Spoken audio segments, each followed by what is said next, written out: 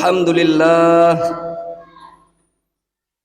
alhamdulillahilladzi syaraha sudural muwaffaqina bi altafi birrihi wa alaihi wa nuri basairihim bimusyahadati hukmihi syar'i wa badi'i san'ihi wa muhkami ayatihi wa alhamahum kalimatat taqwa wa kanu ahaqqa biha wa ahlaha. Fasubhanahu man ilahun azim wa tabaraka man rabbun wasi'un karim. Ashhadu an la ilaha illallah wahdahu la syarikalah fi asma'ihi wa sifatihi wa af'alihi wa khairatihi. Wa ashhadu anna Muhammadan abduhu wa rasuluhu asyrafu rusulihi wa khairihi bariyatihi. Allahumma salli wa sallim wa barik ala Muhammad wa ala alihi wa ashabihi fi ghadawatid dahri wa ruhatihi.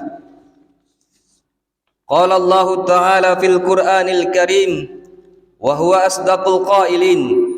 A'udzu billahi minasy syaithanir rajim. Bismillahirrahmanirrahim. Ala bi dzikrillahi tatmainnul qulub. Shadaqallahul azim.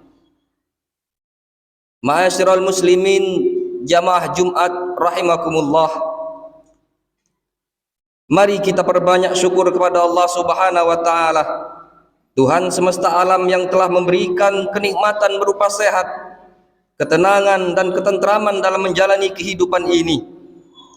Sehat adalah nikmat yang sangat besar apabila kesehatan ini digunakan untuk beribadah kepada Allah dan dimanfaatkan untuk segala hal yang positif kepada sesama. Kita akan merasakan hidup ini lebih bermakna. Salawat dan salam semoga tetap tercurah kepada Nabi besar Muhammad sallallahu alaihi wasallam.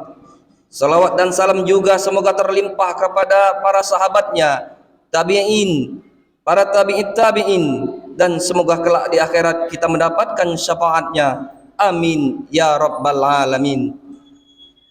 Ma'asyiral muslimin jamaah Jumat rahimakumullah.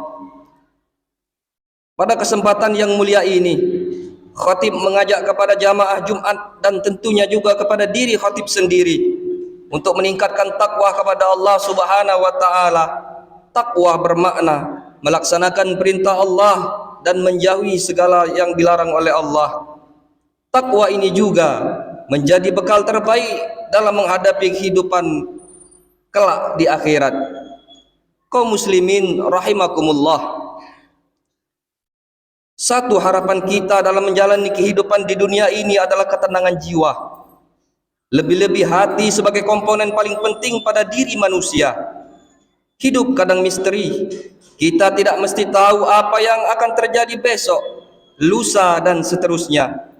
Begitu juga dengan ujian yang akan menimpa kepada kita.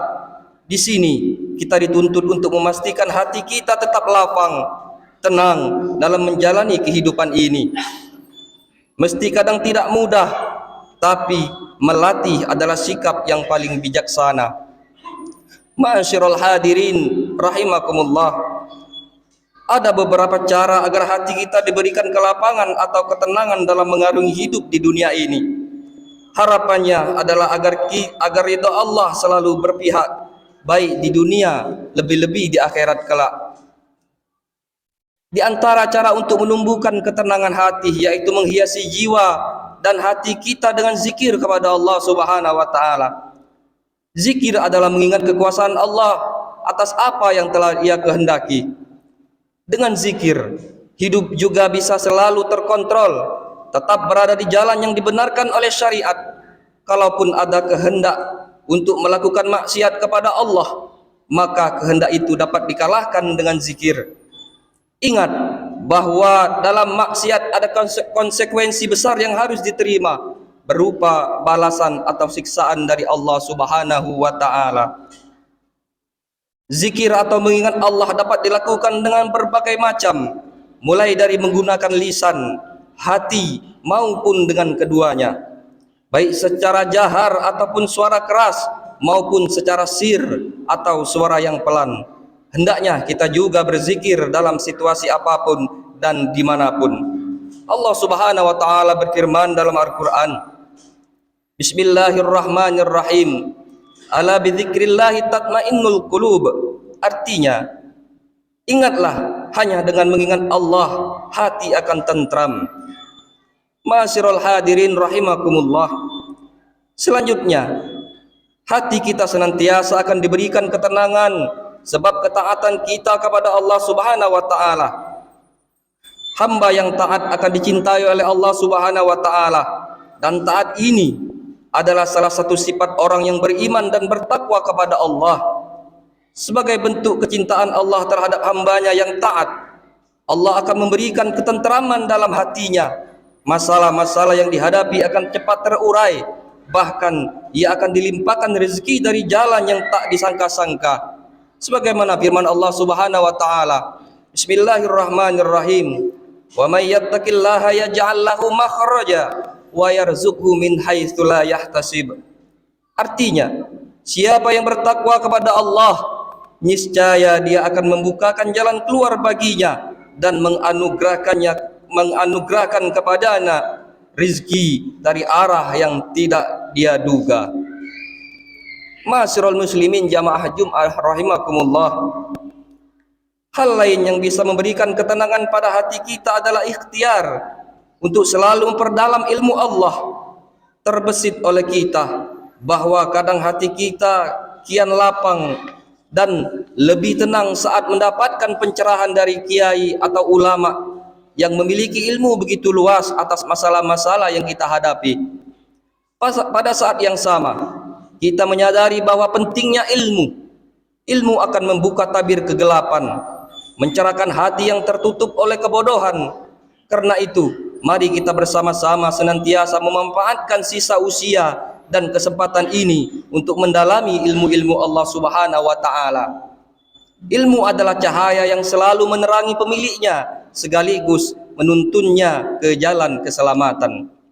Ma'asyiral hadirin jamaah Jum'ah rahimakumullah. Cara lain yang juga dapat menenangkan hati, yaitu selalu memberikan pertolongan kepada sesama. Dalam sebuah hadis disebutkan bahwa orang yang selalu menolong kesulitan orang lain, maka akan ditolong oleh Allah. Siapa saja yang membukakan kesulitan sesama muslim, maka Allah akan menghilangkan kesulitannya pada hari kiamat. Pada umumnya, seorang akan merasa senang hatinya bila dapat membantu orang lain yang sedang kesulitan. Apalagi ada janji Allah bahwa Allah akan memberikan pertolongan juga terhadap orang-orang yang suka menolong. Pun demikian, Allah juga akan selalu memberikan jalan keluar atas berbagai problem di hari akhirat kelak. Ma'asyiral hadirin jamaah Jum'ah rahimakumullah.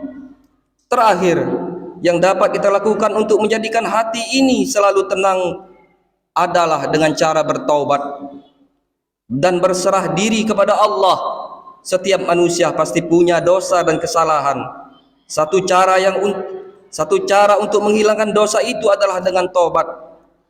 Taubat yang dimaksud tentu taubatan nasuha, taubat yang sebenar-benarnya. Hal ini harus disegerakan.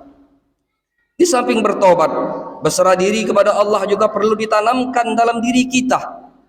Apapun yang datang darinya, kita terima dengan keikhlasan. Berprasangka baiklah kepada Allah, sebab di balik sesuatu yang kurang kita senangi, ada rahasia besar dan kebaikan yang dikehendaki oleh Allah yang akan diberikan kepada kita. Allah Subhanahu wa Ta'ala berfirman, Bismillahirrahmanirrahim. Wa may yatawakkal 'alallahi fahuwa hasbuh, innallaha balighu amrih. Artinya, siapa yang bertakwal kepada Allah Subhanahu wa Ta'ala, niscaya Allah akan mencukupkan keperluannya. Ma'asyiral hadirin jamaah Jum'ah rahimakumullah. Demikianlah khutbah Jumat yang dapat saya sampaikan pada kesempatan kali ini. Semoga kita semua selalu diberikan ketenangan dan ketentraman oleh Allah Subhanahu wa Ta'ala dalam menjalani kehidupan di dunia ini. Juga diberikan kesehatan, keselamatan dan rezeki yang halal. Amin Allahumma amin. Barakallahu li wa lakum fil Qur'anil azim wa nafa'ani wa iyyakum bima fihi minal ayati wa dzikril hakim wa taqabbala minni wa minkum tilawatahu innahu huwas samiul alim.